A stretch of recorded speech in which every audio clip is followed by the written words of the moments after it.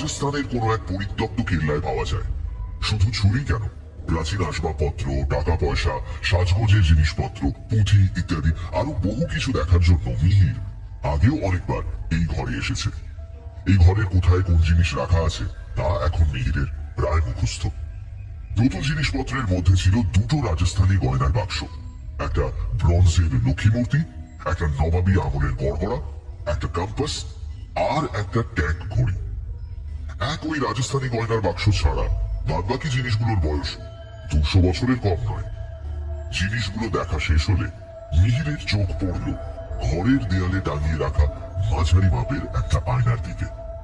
অদ্ভুত ধরনের নকশা করা কাঠের ফ্রেমে বাঁধানো। সেই নকশাটার দিকেই প্রথমে আকৃষ্ট হয়ে মিহির আয়নাটার দিকে এগিয়ে গেল। কাছে যেতে আয়নার ফ্রেমের নকশাটা আরো স্পষ্টভাবে ফুটে উঠল। সচরাচর ফার্নিচারের দোকানে যে ধরনের ফ্রেমের নকশা দেখা যায় এটা ঠিক সেরকম নয়। তাছাড়া আয়নার কাজটাও যেন অন্যরকম। অন্তত মিহির যেখানে দাঁড়িয়ে সেখান থেকে তার মনে হলো যেন আয়নাটায় কাচের বদলে রয়েছে একটা জলের স্তর। মাঝে মাঝে সেখানে যেন ঢেউ খেলছে। মিহির আরো কাছ থেকে দেখার জন্য নিঃশব্দে আয়নাটার দিকে এগিয়ে গেল। ইন্দ্র তাকে এতক্ষণ লক্ষ্য করেনি। সে নতুন আসা জিনিসপত্রগুলো গুছিয়ে রাখছিল। মিহিরের দিকে চোখ পড়তেই সে বলল, এই দেখ, আয়নাটা তোকে দেখাতেই ভুলে গেছি। ইন্দ্রর কথায় মিহির একটু চমকে উঠল। আসলে এক মনে আয়নাটার দিকে তাকিয়ে থাকতে থাকতে সে যেন কি একটা অনুভব করছিল। মিহিরের কথায় সেই ঘোর হঠাৎ কেটে গেল। গত রোববার এক অ্যাংলো ইন্ডিয়ান ভদ্রলোক আমায় ফোন করেন। তার নাম অ্যাডাম ক্রিমসন। আসলে সপ্তাহ দুয়েক আগে আমি আমার দোকানের একটা বিজ্ঞাপন পেপারে দিয়েছিলাম। সেখানে আমার ফোন নাম্বারটাও দেওয়া ছিল। ভদ্রলোক সেই বিজ্ঞাপন দেখেই আমায় ফোন করেন এবং এই আয়নার কথা বলেন। সব কথা শুনে আমি তাকে সোম থেকে শনি এর মধ্যে যে কোনো একটা দিন আসতে বলি, কিন্তু ভদ্রলোক রাজি হলেন না। বললেন শুধু এই আয়নাটা দিলেই হবে না, এর সঙ্গে নাকি এক অদ্ভুত ইতিহাস জড়িয়ে আছে এবং সেই ইতিহাস তিনি আমাকে বলতে চান। সে কথা আবার দোকানে বলা যাবে না। তাছাড়া বার্ধক্যজনিত কারণে তিনি বেশি হাঁটাচলা করতে পারেন না। অতএব আমি যদি সত্যি আয়নাটা নিতে চাই তাহলে যেন তার বাড়ি গিয়ে নিয়ে আসি। আমি আর কথা না বাড়িয়ে রাজি হয়ে গেলাম। ফোনে তার কাছে তার বাড়ির ঠিকানা নিয়ে সেদিন বিকেলেই বেরিয়ে পড়ি। গাড়ি করে আমার এখান থেকে 2 ঘন্টার রাস্তা। গিয়ে যখন পৌঁছলাম তখন 5টা বাজে। কলিং বেল শুনে মাঝ বয়সী একটা ছেলে দরজা খুলল। আমার পরিচয় পেয়ে বলল, আমার সঙ্গে আসুন, স্যার আপনার জন্য অপেক্ষা করছেন। এই বলে সে আমার বাড়ির ভেতরে নিয়ে গেল। ভদ্রলোকের বাড়িটা বাইরে থেকে দেখতে হাল আমলের ছিমছাম আধুনিক বাড়ির মতো, কিন্তু বাড়ির ভেতরে ঢুকে মনে হলো যেন ভিক্টোরিয়ান যুগের কোনো বনেদি ইংরেজি বাড়িতে এসে পড়েছে। চারপাশে আসবাবপত্র, দেওয়ালের পেইন্টিং, ঘরের কোলে রাখা পিয়ানো, সবকিছুর মধ্যে একটা স্পষ্ট আভিজাত্যের ছাপ। ভদ্রলোক যদিও তার আয়নার কথা বলেছিলেন, কিন্তু তার ঘরের চারপাশে যেসব জিনিসপত্র ছড়িয়ে ছিটিয়ে রয়েছে তার সবই অ্যান্টিক। সত্যি কথা বলতে এবার আমার নিজেরই একটু সংকোচ হচ্ছিল। জানি না ভদ্রলোক আয়নাটা কত টাকায় দিতে রাজি হবেন। এদিকে আমি তো সঙ্গে করে 1000 বেশি আনিনি। যাই হোক, সেই ছেলেটাকে অনুসরণ করে বাড়ির ভেতরে টানা প্যাসেজ দিয়ে ঢুকে ডান দিকে একটা ঘরের বন্ধ দরজার সামনে এলাম। স্যার ভিতরে আছে, কাইন্ডলি একবার নক করে নেবেন। হ্যাঁ, আসতে পারি? দরজা ঠেলে আমি ভেতরে ঢুকলাম। এটাই হয়তো ভদ্রলোকের স্টাডি। ঘরের দেওয়াল জুড়ে বুকশেলফ, একপাশে একটা ভিক্টোরিয়ান পেডেস্টাল ডেস্ক এবং ঠিক তার বিপরীতে বসে রয়েছেন এই বাড়ির মালিক। পাশে একটা ফ্লোর ল্যাম্প জ্বলছে। সেই ল্যাম্পের মৃদু আলোয় দেখলাম ভদ্রলোক একটা কফিন কাউচের উপর বসে আছেন। বাড়ির সাজসজ্জার সঙ্গে ভদ্রলোকের চেহারা একেবারে মানানসই। বয়স আন্দাজ 60-এর কাছাকাছি। তবে আমি বিশেষভাবে আকৃষ্ট হয়েছিলাম ওই কাউচটা দেখে। সচরাচর এই ধরনের কাউচ কেউ ব্যবহার করে না। আমি নিজেও এর আগে এই কাউচ দেখিনি। তবে ব্যবসার খাতিরে অনেক সময় বিভিন্ন অকশন হাউসের খোঁজ খবর নিতে গিয়ে ইন্টারনেটে 2-1 বার এই জিনিস চোখে পড়েছিল। বলাই বাহুল্য, এই জিনিস যেমন দামি তেমনি শৌখিন। ভদ্রলোক আমাকে স্বাগত জানিয়ে পাশের একটা চেয়ারে বসতে বললেন। আমি চেয়ারে বসতেই আমি জিজ্ঞাসা করলেন, বাড়ি চিনে আসতে কোনো অসুবিধে হয়নি তো? না না, অসুবিধে আর কি। তবে এদিকটায় আমার খুব একটা আশা হয়নি।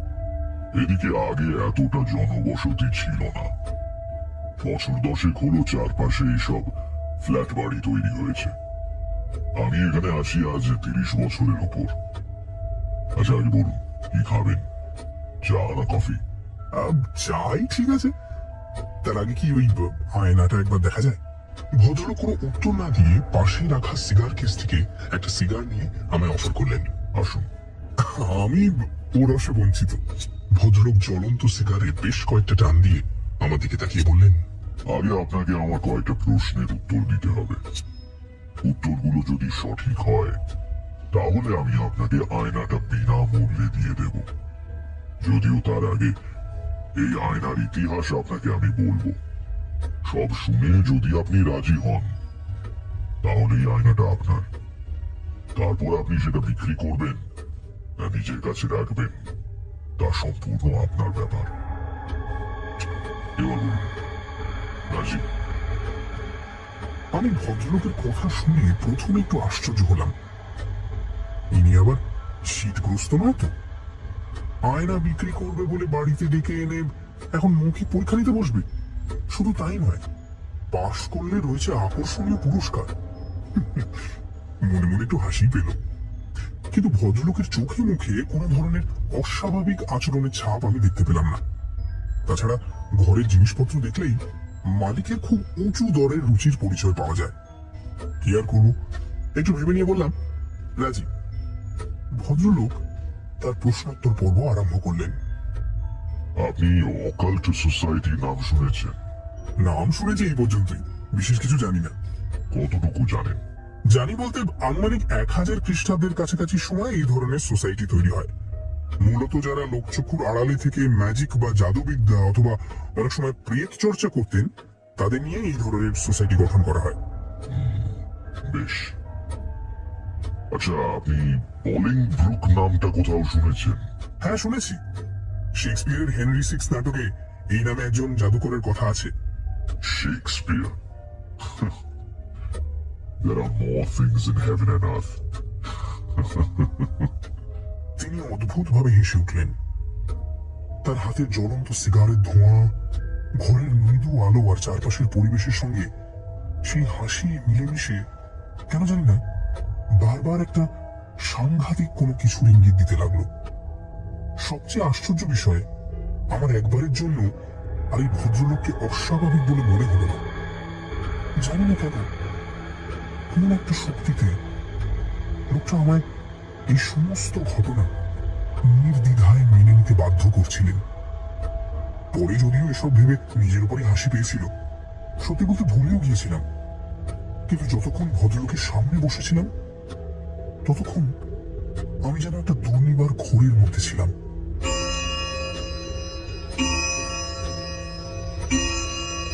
রাজা হেনরি দ্য সিক্সথ বলিংব্রুক এবং সাউথওয়েল সহ আরো কিছু পুরোহিতকে তার বিরুদ্ধে মৃত্যুর ষড়যন্ত্র করার অপরাধে মৃত্যুদণ্ড দেন।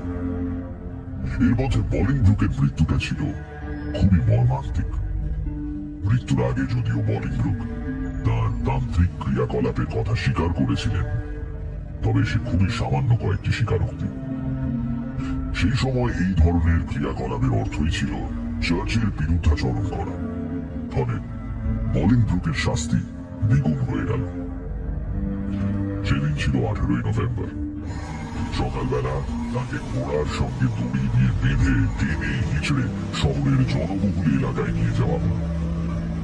এরপর তার হাত পা বেঁধে জীবিত অবস্থাতে তার পেট চিরে ফেলা হল। সেই সময় এই ধরনের অপরাধীদের এইভাবেই শাস্তি দেওয়া হতো। এই যন্ত্রণা বেশিক্ষণ সহ্য করতে হল না বলিংব্রুককে।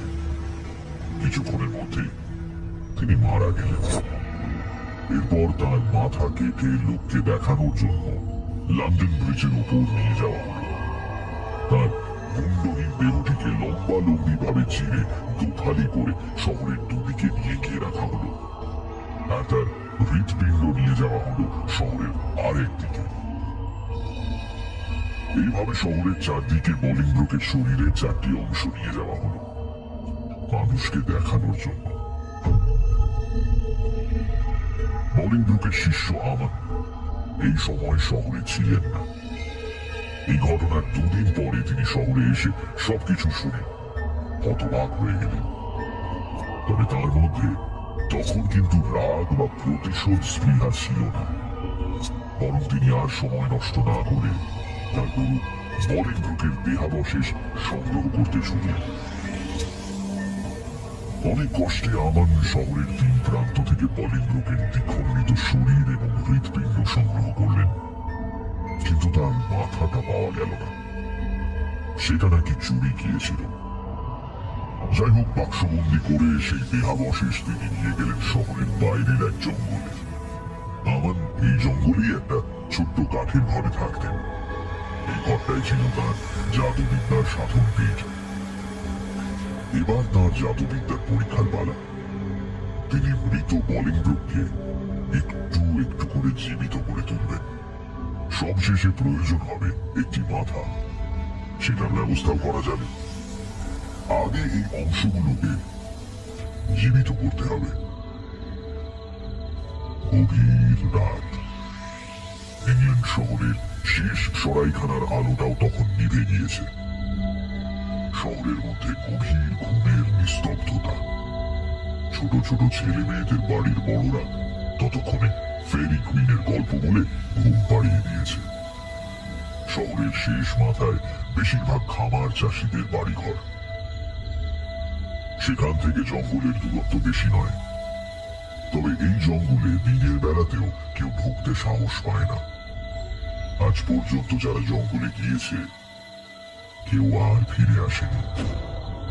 কেউ সঠিক জানেও না যে জঙ্গলে কোন বিভীষিকা রয়েছে। এই জঙ্গলে আমাদের ঘর। সে এই রাতেই তার জাদুবিদ্যা দিয়ে বলিংব্রুকের দেহাবশেষে প্রাণ প্রতিষ্ঠা করবে। ঘরের মধ্যে মোমের আলো জ্বলছে, সামনে তন্ত্রপাচার সাজানো, এক পাশে বলিংব্রুকের দেহাবশেষের বাক্সগুলো মুখ খোলা অবস্থায় রাখা। সেই পচা গলা দেহাবশেষের উপর বড় বড় মাছি ভনভন করছে। বিকট মাংস পচা গন্ধে সারা ঘর ভরে গিয়েছে। সেই বাক্সগুলোর দিকে মুখ করে বসে আমার মন্ত্রোচ্চারণ করছে। এইভাবে একের পর এক তান্ত্রিক ক্রিয়া করতে করতে রাত্রি শেষ প্রহরে হঠাৎ আমাদের মনে হলো যেন দূর থেকে জঙ্গলের ডালপালা ভেঙে প্রচন্ড বেগে ঝোড়ো হাওয়া তার ঘরের দিকে এগিয়ে আসছে। সেই মুহূর্তেই আমার আরো একটা ব্যাপার অনুভব করল। এতক্ষণ শুধুমাত্র দেহাবশেষের উপর মাছি উঠছিল, এখন যেন গোটা ঘর নয় মাছি উড়ে বেড়াচ্ছে। আর তারই সঙ্গে পাল্লা দিয়ে বেড়েছে সেই মাংস পচা গন্ধ। আমার মনে মনে একটু শঙ্কিত হল। এই তান্ত্রিক ক্রিয়ায় তো এমনটা হওয়ার কথা নয়, তাহলে কি? তার এই কথা ভাবতে ভাবতে সেই ঝোড়ো হাওয়া তার ঘরের দরজা ঠেলে ভেতরে ঢুকে পড়ল। আমার তখনও সেইভাবেই বসে রয়েছে। সে ইতিমধ্যে ঘটনাটা আন্দাজ করতে পেরে কিছুটা যেন ভয় এবং আতঙ্কে কুঁকড়ে গিয়েছে। বলিংব্রুক মরবার সময় নিজের আত্মা নিশ্চয়ই শয়তানকে দান করেছিলেন, ফলে তার আত্মা এখন শয়তানের দাস হয়ে পিশাচ জনিতে ঘুরে বেড়াচ্ছে। তার এখন একটা শরীর চাই, যার মধ্যে তিনি আবার জেগে উঠবেন। আমার দেখল সেই হাওয়া কাঠের বাক্সের মধ্যে থেকে দ্বিখণ্ডিত দেহ এবং হৃৎপিণ্ডের পচা গলা অবশেষ শূন্যে ঘোরাতে লাগলো এবং ক্রমে একটু একটু করে একে অপরের সঙ্গে জোড়া লাগিয়ে দিল। দেহের বিভিন্ন জায়গায় যেখানে মাংস খসে পড়েছিল সেখানে নতুন মাংস গজিয়ে উঠল। বলিংব্রুকের মুন্ডহীন শরীরে প্রাণ ফিরে এলো। কিন্তু প্রাণ ফিরে আসতেই সেই দেহ যেন অসহ্য যন্ত্রণায় ছটফট করতে আরম্ভ করল। আমাদের চোখের সামনে একটা মুন্ডহীন দেহ ঘরময় দাপিয়ে বেড়াচ্ছে, কি যেন ঘটছে।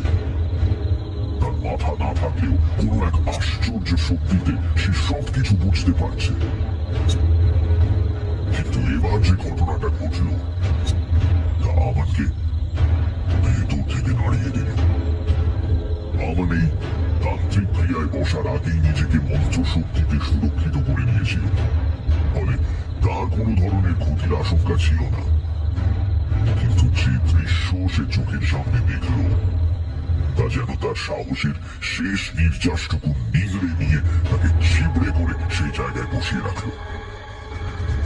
আমার দেখল এতক্ষণ যে মাছিগুলো ঘর নয় উড়ে বেড়াচ্ছিল সেগুলোই ঘরের এক কোণায় গিয়ে একে একে জমা হলো। তারপর সেই মাছিগুলো মানুষের আকৃতি ধারণ করলো। ঠিক মানুষ নয়, শরীরটা মানুষের, আর মুখটা অনেকটা ছাগলের মতো। সিংহটা উঁচু হয়ে উঠে মাথার পিছন দিকে বেঁকে গিয়েছে। পিঠের দুদিকে বাদুড়ের মতো একজোড়া ডানা। ক্রমে আকৃতি আরো স্পষ্ট হয়ে উঠল। কিছুক্ষণের মধ্যে সেই আকৃতি শরীর ধারণ করলো। মাছিগুলো তখন আর নেই। আমার এক দৃষ্টিতে তার দিকে তাকিয়ে রয়েছে। বাফোমেট বাফোমেট বলতে বলতে আমাদের সারা শরীর কেঁপে উঠল। বাফোমেট শয়তানের অপর নাম। সে নিজে এসেছে। আমার কিন্তু শুধুমাত্র বলিংব্রুকের আত্মাকেই আহ্বান করেছিল, কিন্তু তিনি যেহেতু শয়তানের কাছে নিজের আত্মাকে বিক্রি করেছেন, তাই তার আত্মার সঙ্গে সঙ্গে আত্মার বর্তমান মালিক স্বয়ং শয়তানও এসে পড়েছে। শয়তান দেহ ধারণ করার পর বলিংব্রুকের মুন্ডহীন দেহ স্থির হয়ে তার দিকে ফিরে দাঁড়ালো। বাফোমেট তার ডান হাতের তর্জনী আমাদের দিকে তুলে ধরতে বলিংব্রুকের দেহটা আস্তে আস্তে আমাদের দিকে এগিয়ে আসতে লাগলো। আমার বুঝতে পারলো শয়তানের নির্দেশে বলিংব্রুকের প্রেতাত্মা আমাকে হত্যা করে তার মাথা কেটে নেবে। তারপর সেই মাথা নিজের দরে বসিয়ে শয়তানের দাস বলিংব্রুক আবার জেগে উঠবে। না, এই হতে দেওয়া যাবে না। এই কথা মুহূর্তের মধ্যে আমার ভেবে নিয়ে একটা দুঃসাহসী কাজ করে বসলো। যদিও এই কাজ সে এর আগে কখনো করেনি। শয়তানের সামনে তো নয়। আমার যে মন্ত্রে বলিংব্রুকের আত্মাকে আহ্বান করেছিল ঠিক সেই মন্ত্রই উল্টোভাবে উচ্চারণ করতে আরম্ভ করল। ফলে তার খুব কাছাকাছি এসে বলিংব্রুকের মুন্ডহীন দেহটা আর আমাদের দিকে এগোতে পারল না। সেখানেই দাঁড়িয়ে থাকলো। বাফোমেট দাঁড়িয়ে এক দৃষ্টিতে আমাদের দিকে তাকিয়ে রয়েছে। আমাদের ভয় এতক্ষণে অনেকটা কেটে গিয়েছে। সে জানে বলিংব্রুকের প্রেতাত্মা এখন আর তার ক্ষতি করতে পারবে না, শয়তানও পারবে না। এবার শয়তান এক পা করে বলিংব্রুকের মুন্ডহীন দেহের দিকে এগিয়ে গেল এবং মুহূর্তের মধ্যে সেই দেহটাকে দু হাতে ধরে দাঁত দিয়ে ছিঁড়ে ছিঁড়ে খেতে লাগলো। ফিনকি দিয়ে তার দেহ থেকে রক্ত ছড়িয়ে পড়ল আমাদের সারা ঘরে। বলিংব্রুকের সেই মুন্ডহীন দেহের ছটফটানি দেখে আমার তার যন্ত্রণার কথা বুঝতে পারল।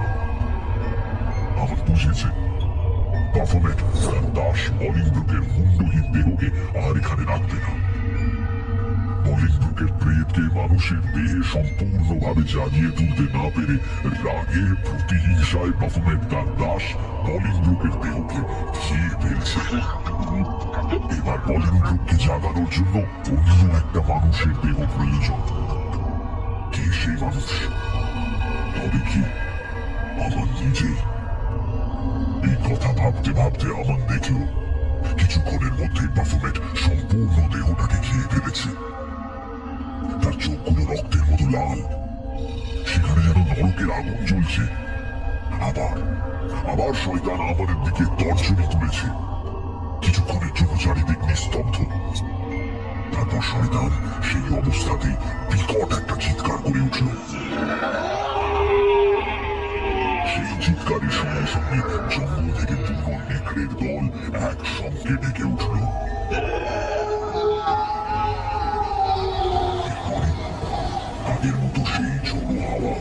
প্রান্তের জঙ্গলের মধ্যে দিয়ে কোথায় যেন মিলিয়ে গেল। শুষ্ক বাষ্পের তরঙ্গ চারদিকে, নিস্তব্ধ মধ্যাহ্ন, শব্দ নেই, প্রান্তরে লোক সমাগম নেই, লোকের যাতায়াত নেই পর্যন্ত। সেই প্রখর রোদ্দুরে সেই জনশূন্য প্রান্তরের মধ্যে দিয়ে আমি আর আমার বন্ধু চন্দ্রকুমার যাচ্ছিলাম। কোথায় যাচ্ছিলাম তা আমি জানতাম না। চন্দ্রকুমার আমার ছোটবেলার বন্ধু। কয়েক বছর আগে বাড়ি ছেড়ে চলে যায়, সম্প্রতি আবার ফিরে এসেছে। ওর অনুরোধেই ওর সঙ্গে যাচ্ছি। কোথায় সেটা জিজ্ঞেস করে উত্তর পাইনি। আজ 10 দিন হলো আমরা বাড়ি ছেড়ে এসেছি। জায়গাটা কোথায় জানি না। এই কদিন হয় গাড়িতে নয় পালকিতে এসেছি, হাঁটতে হয়নি। আজ সকালে চন্দ্রকুমার গাড়িটাকে ছেড়ে দিয়েছে। বলল, আমরা প্রায় চলে এসেছি, আর বেশি দূর নেই। সঙ্গে আর কোনো তৃতীয় ব্যক্তি নেই। কিছু দূর এসে এই ধূ প্রান্তরে পৌঁছলাম। আজ যে কত দূর যেতে হবে জানি না।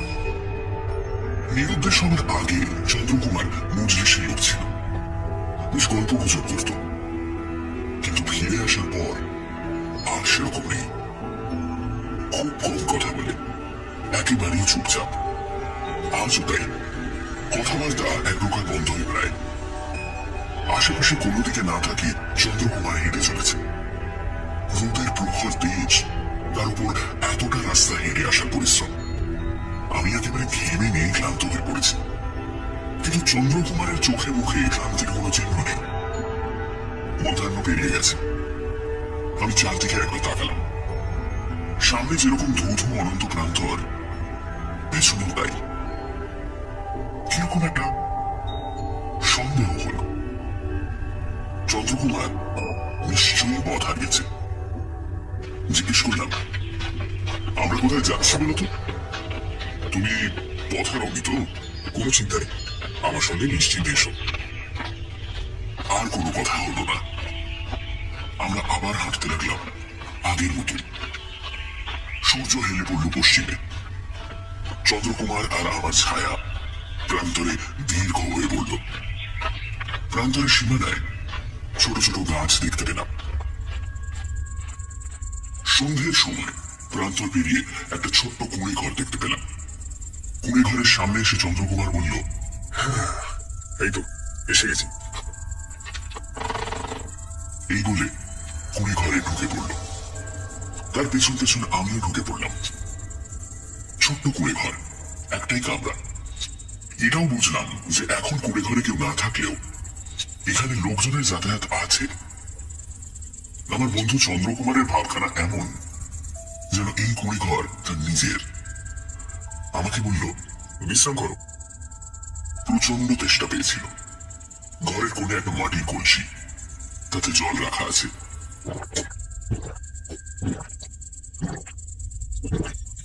আঁচলা করে বেশ খানিক জল খেয়ে আমি জিজ্ঞেস করলাম, এখানে কদিন থাকতে হবে? চন্দ্রকুমার কুঁড়ে ঘরের দরজার সামনে এসে বাইরেটা দেখছিল।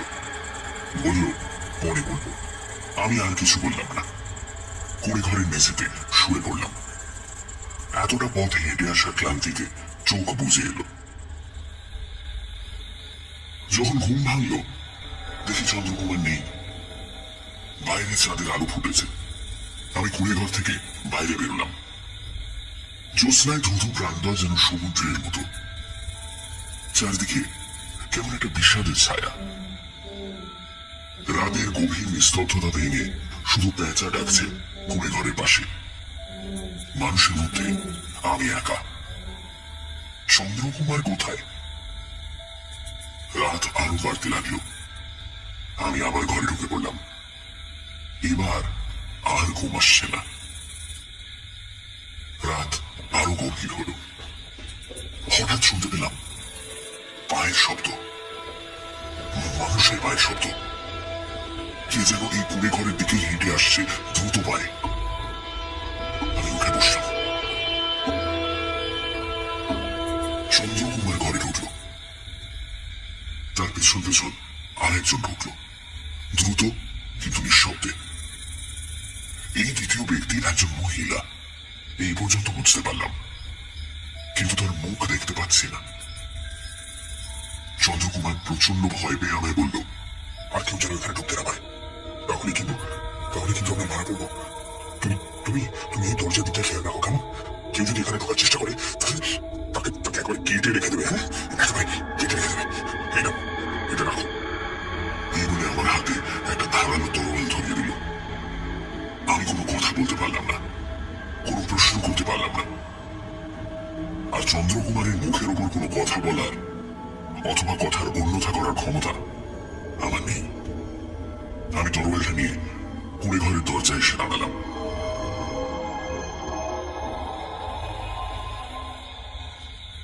জ্যোৎস্নায় প্রান্তরের অনেক দূর পর্যন্ত দেখা যাচ্ছে। যেদিকটায় ছোট ছোট গাছ রয়েছে সেখানটায় অন্ধকার। কোথাও কিছু দেখতে পেলাম না, কিছু শুনতেও পেলাম না। ঘরের ভেতরে কারো মুখে কোনো কথা নেই, শুধু নিঃশ্বাস পড়ছে। ভীত, আতঙ্কিত, সন্ত্রস্ত নিঃশ্বাস। হঠাৎ ঘরের সামনে দেখতে পেলাম ছায়া, মানুষের ছায়া। হাতের তরোয়ালটা শক্ত করে ধরলাম। কে কে যায়? ছায়াটা সরে গেল, কিন্তু কাউকে দেখতে পেলাম না। কুড়ি ঘরের ভেতরে একটা শব্দ শুনলাম, ভয় পাওয়া শব্দ। কে করলো বুঝতে পারলাম না। আবার সেই ছায়া। আমি আবার ডাকলাম, কে ওখানে? আমার গলা শুনে সেই ছায়া আবার অদৃশ্য হয়ে গেল। আমার মনে হলো কেউ একজন লুকিয়ে এই কুঁড়ে ঘরটার উপর নজর রাখছে, ঘরের চারপাশে ঘুরছে। জ্যোৎস্নায় মাঝে মাঝে এক একটা ছায়া পড়ছে, কিন্তু তাকে দেখা যাচ্ছে না। কে ওখানে? যতবার আমি ছায়া দেখছি আমার প্রশ্ন শুনে সেই ছায়া সরে যাচ্ছে। একটু একটু করে জ্যোৎস্না ম্লান হয়ে এলো। ভোর হওয়ার আগের অস্পষ্ট অন্ধকার দেখা দিল আকাশে। আর ঠিক তখনই কুঁড়ে ঘরের পাশে একটা মৃদু কিন্তু বিকট হাসি শোনা গেল।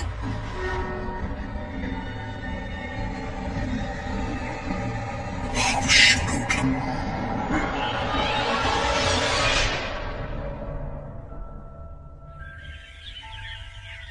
সকাল হলে চন্দ্রকুমার ঘরের বাইরে বেরিয়ে এলো। একটা রাতে কোনো মানুষের মুখে এতটা পরিবর্তন আমি কখনো দেখিনি। সেই কথা অবশ্য আমি ওকে বললাম না, কিন্তু আমার কিছু প্রশ্ন, কিছু জিজ্ঞাসা ছিল। শোনো, দু একটা কথা আমার জানা প্রয়োজন। এখনো পর্যন্ত তুমি আমায় কিন্তু কিছুই বলনি, আমিও কিছু জানতে চাইনি, কিন্তু এখন ব্যাপারটা একটু অন্য। তোমাকে আমি সাহায্য করেছি, জানি না সেটা ভালো না খারাপ হচ্ছে। তুমি কোনো খারাপ কাজে জড়িয়ে পড়েছো কিনা, আর আমি তোমাকে সেই কাজেই সাহায্য করছি কিনা, সেটা আমার জানা প্রয়োজন। সব কথা এখন বলতে পারবো না, তবে একটা কথা বলি, এই মেয়েটির কিংবা আমার কোনো অসৎ উদ্দেশ্য নেই। একবারও আমার প্রাণ বাঁচিয়েছিল, তার উপর ওর জীবন সংশয় হয়, তখন আমিও ওকে বাঁচাই। এখন আমাদের দুজনেরই প্রাণ সংশয়। তুমি যদি পারো আমাদের রক্ষা করো। আমাদের আত্মরক্ষা করার সাধ্য নেই। তো এখন কি দেশে ফিরে যাবে? যদি যদি বেঁচে থাকি তবে। আমি অবাক হয়ে চন্দ্রকুমারের মুখের দিকে তাকালাম, বললাম, আচ্ছা, এই যে তুমি বলছো তোমাদের দুজনের প্রাণের ভয়, কিন্তু কেন? এর পেছনে কারণটা কি? আর আত্মরক্ষা করা তোমাদের পক্ষে অসম্ভব কেন? তোমার গায়ের জোর তো আমার চেয়ে অনেক বেশি। চন্দ্রকুমার কাতর হেসে বলল, রাতে আশঙ্কা কিছু দেখনি তো? গতকাল রাতে সেই ছায়া, ঘরের চারপাশে ঘুরতে থাকা সেই ছায়ার হঠাৎ করে দেখা দেওয়া, আবার চলে যাওয়া, তারপর সেই বিকট হাসি, এক মুহূর্তে আমার সব মনে পড়ে গেল। এগুলো কি সত্যি নাকি আমার কল্পনা? কিছুক্ষণ চিন্তা করে বললাম, যা দেখেছিলাম সেটা ঠিক বুঝতে বা বোঝাতে পারবো না। পারবেও না, পারলে এত ভয়, এত আশঙ্কা থাকতো না। আমরা যে কারণে আত্মরক্ষায় অক্ষম, তুমি এখনো সেই অবস্থায় এসে পৌঁছাওনি, তাই তোমাকে সঙ্গে করে নিয়ে এসেছি। এমন সময় সেই মহিলা ঘরের বাইরে বেরিয়ে এলেন। আমাকে দেখে যে খুব একটা লজ্জা পেলেন তা নয়, আমিও তার দিকে তাকালাম। সুন্দরী বললে কিছুই প্রায় বলা হয় না। এমন নির্মল সৌন্দর্য আমি আগে কখনো দেখিনি। নির্বিকার, নির্মল, প্রসন্ন মুখ। সে মুখ দেখে চন্দ্রকুমারের কথায় আর কোনো সন্দেহ রইল না। সেই মহিলাকে চন্দ্রকুমার বিদেশি ভাষায় কি যেন বলল। মেয়েটিও সেই ভাষাতেই উত্তর দিল। আমি কিছু বুঝতে পারলাম না। চন্দ্রকুমার আমাকে বলল, ও আমাদের ভাষা জানে না। তারপর চন্দ্রকুমার মেয়েটিকে আরো কিছু কথা বলতে লাগলো। বুঝলাম আমার সম্বন্ধে কিছু বলছে, কারণ সে কথা ফাঁকে ফাঁকে আমার দিকে তাকাচ্ছিল। সলজ্জ কিন্তু পুলকিত সেই চাউনি। কিছুক্ষণ পরে মেয়েটি বলে উঠল, প্রভাত চন্দ্র। আমি চন্দ্রকুমারের মুখের দিকে তাকলাম।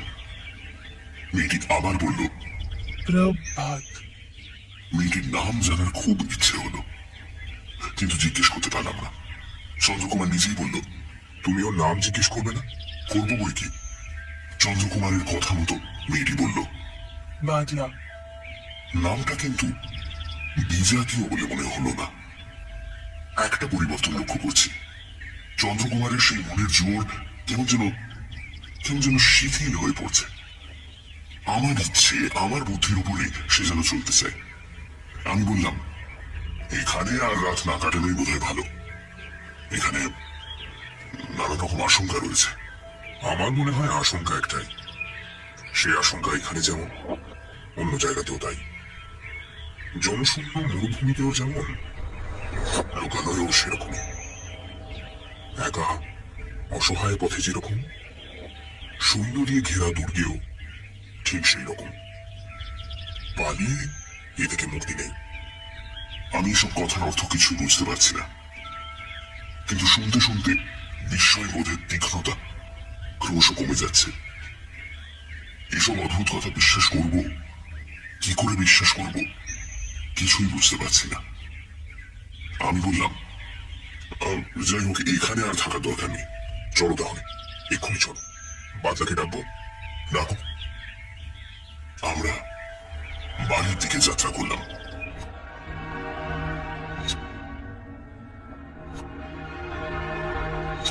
ছায়া শূন্য প্রান্তরের মধ্যে দিয়ে যেতে যেতে সারাদিন কেটে গেল। সন্ধ্যের পর লোকালয়ে এসে পৌঁছলাম। রাতটা কাটানোর জন্য একটা ছোট ঘর ভাড়া করলাম। বাদলা ঘরের ভেতরে রইল। আমি আর চন্দ্রকুমার দরজার কাছে শুলাম। রাতে আমার ভালো ঘুম হলো না। চন্দ্রকুমার আর মেয়েটার সম্পর্কে নানা রকম চিন্তা হতে লাগলো। কিভাবে এদের পরিচয় হলো? কিসের এত ভয়, এত আশঙ্কা এদের? এত অল্প সময়ের মধ্যে এদের উপর কিরকম যেন একটা মায়া জন্মে গেছে। আমি যেন এদের সুখ দুঃখের ভাগিদার। এদের কোনো বিপদ হলে আমি যেন তার জন্য দায়ী থাকবো। ঘুমের ঘরেই চন্দ্রকুমার দু একবার অস্পষ্ট ভাষায় একটা কথা বলছিল। কি যে বলছিল ভালো করে বুঝতে পারছি না। শেষে ঘরের ভেতরেও শুনতে পেলাম। মেয়েটিও ঘুমের ঘরে কি যেন বলছে। আমি মনোযোগ দিয়ে শোনার চেষ্টা করলাম। মীরা। এবার বুঝতে পারলাম। চন্দ্রকুমারও পাশ ফিরে নিঃশ্বাস ছেড়ে বলল,